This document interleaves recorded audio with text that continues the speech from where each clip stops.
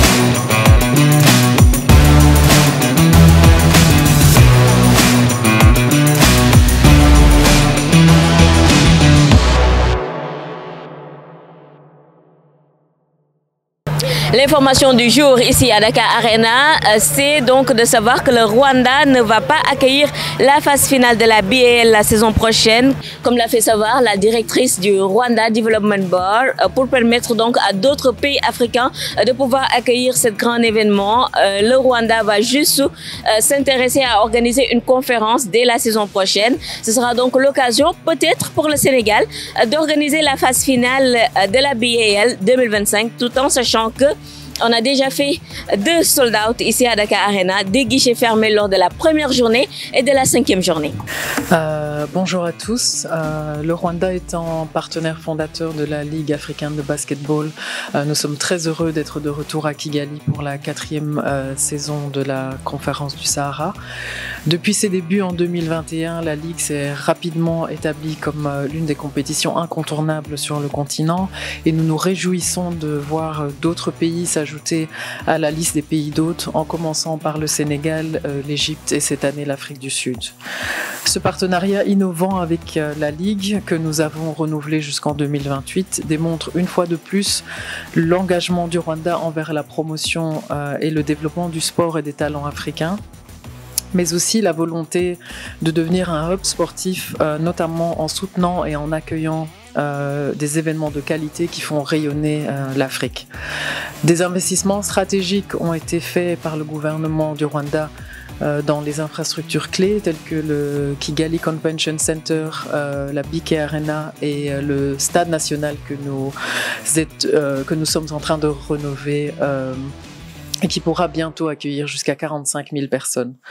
Ce positionnement nous a permis de devenir la 2e ville préférée en Afrique pour les meetings d'associations et d'attirer différents types d'événements et de conférences d'envergure au niveau régional et mondial, comme le Forum économique mondial, la réunion des chefs de gouvernement du Commonwealth, le 73e congrès de la FIFA, Women Deliver, Giants of Africa, Global Citizen Move Africa, Afrobasket et bien d'autres. Et nous nous préparons pour accueillir les championnats du monde de cyclisme de route qui seront organisés à Kigali en 2025. Nous sommes convaincus de l'effet de moteur que le sport peut jouer pour le développement socio-économique du continent, qui, avec une moyenne d'âge de 19 ans, doit être en mesure d'offrir des opportunités d'emploi et de carrière à la jeunesse africaine. Accueillir la Ligue africaine de basketball, c'est aussi une occasion pour le Rwanda d'inviter les visiteurs à découvrir notre pays, notre culture et les opportunités d'investissement. Donc nous sommes impatients d'accueillir les équipes et les fans à Kigali du 24 mai au 1er juin pour les playoffs et la finale.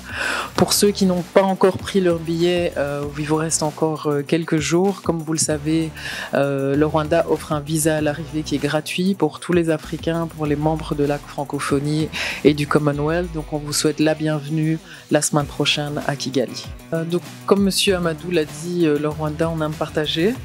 Avec 3 autres pays hôtes, on ne pouvait pas garder le monopole d'accueillir les finales. Donc l'année prochaine, on accueillera une des conférences. L'année suivante, on accueillera encore les finales. Et donc comme ça, il y a une rotation. Et d'autres pays peuvent avoir aussi le plaisir d'accueillir les finales. Donc pour l'année prochaine, c'est conférences. On va préciser. On vous donnera des détails plus tard.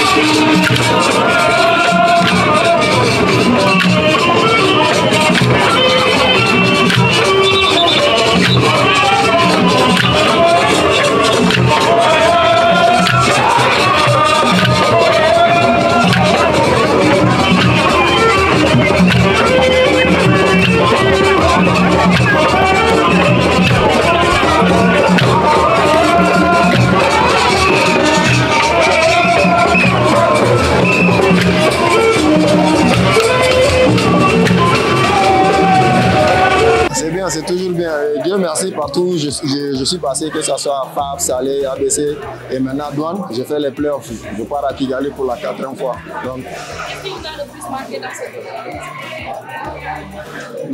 c'est compétir, la compétition. Et je peux dire cette année, j'étais dans une situation où je n'ai pas été les autres années qui étaient attendre jusqu'à la dernière journée pour me qualifier. La plupart du temps, avant la dernière journée déjà, je me sens un peu à l'abri. Mais aujourd'hui, je savais, en venant ici, si je ne gagne pas, je vais faire mes bagages pour rentrer à Dakar. C'est de gagner. C'est de gagner. Tout compétiteur, c'est quand tu joues, c'est pour gagner. Alors, à l'image des équipes qu'on a déjà qualifiées pour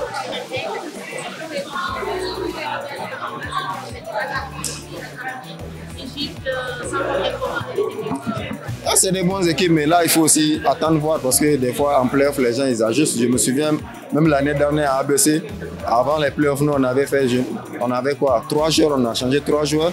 À Salé aussi, on avait fait changer 2. Donc, il faut d'abord attendre voir les rosters finales pour essayer de juger.